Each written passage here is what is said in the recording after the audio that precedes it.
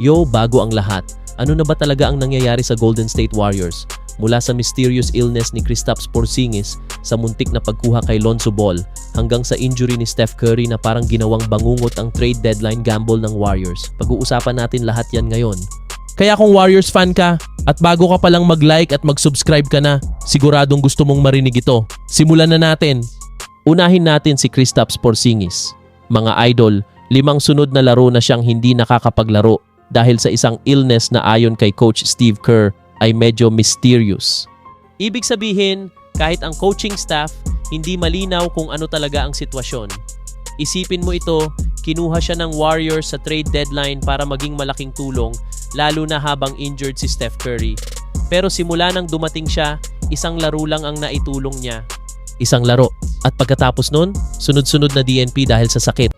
Walang malinaw na timetable, walang detailed explanation, at lalo tuloy nagiging kabado ang fans. Ang mas masakit pa rito, nagbigay ang Warriors ng assets para makuha siya. Inaasahan siya bilang second scoring option at rim protector.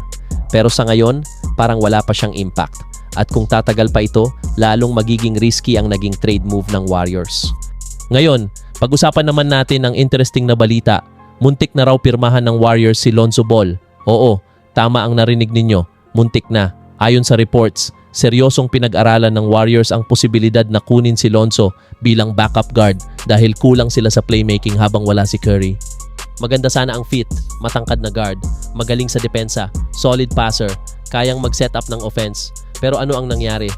Medical concerns. Dito umatras ang Warriors. Alam naman natin ang history ni Lonzo sa knee injuries. Ilang taon din siyang halos hindi nakalaro. At mukhang pagkatapos suriin ang medical records, nagdesisyon ng Warriors na huwag nang ituloy ang deal. Ngayon ang tanong, tama ba ang desisyon? Sa isang banda, safe move ito. Ayaw nilang magdagdag ng isa pang injury risk. Pero sa kabilang banda, kung healthy si Lonzo, malaking tulong sana siya, lalo na ngayon na wala si Steph. Risk versus reward. At pinili ng Warriors ang safety. At ngayon ang pinakamabigat na bahagi, si Stephen Curry. Ang injury niya ang talagang nagpabago sa buong direksyon ng season ng Warriors, patellofemoral pain syndrome o mas kilala bilang runner's knee. Hindi ito simpleng sprain lang, hindi rin ito one game rest lang. Ire-re-evaluate siya after 10 days at posibleng mas tumagal pa. Ngayon isipin natin ito, nag-trade ang Warriors para kay Porzingis para may insurance sila kung sakaling magka-injury si Curry. Pero anong nangyari? Na-injure si Curry, nagkasakit si Porzingis, 2 key players sabay nawala. Dito nagmumukhang bangungot ang trade deadline gamble. Nagbigay sila ng assets, nag-take sila ng risk, pero hindi pa nila nakikita ang reward. At habang nangyayari ito, lumalaban ang Warriors para sa playoff positioning sa Western Conference. Ang bawat talo ngayon, mas masakit. Ang bawat missed game, mas critical. Kung babalik si Curry pero hindi 100%, delikado. Kung bumalik si Porzingis pero out of rhythm, delikado rin. At kung hindi sila magsabay na healthy, mas lalong komplikado ang sitwasyon. Mga ka-Dub Nation, ito ang katotohanan. Ang Warriors ay nasa win now mode. Hindi na sila rebuilding team.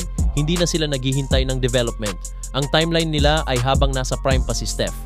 Kaya bawat maling galaw, bawat injury, bawat gamble, sobrang bigat ng epekto. Ang tanong ngayon, magiging worth it ba ang Porzingis trade kapag bumalik silang dalawa na healthy? O ito na ba ang simula ng mas malaking problema para sa Warriors? Kayo, ano ang masasabi ninyo? Dapat ba tinuloy nila ang Lonzo Ball signing? Concerned ba kayo sa mysterious illness ni Porzingis? Hanggang saan aabot ang Warriors kung matagalan pa ang injury ni Curry? Comment down below ang opinion ninyo.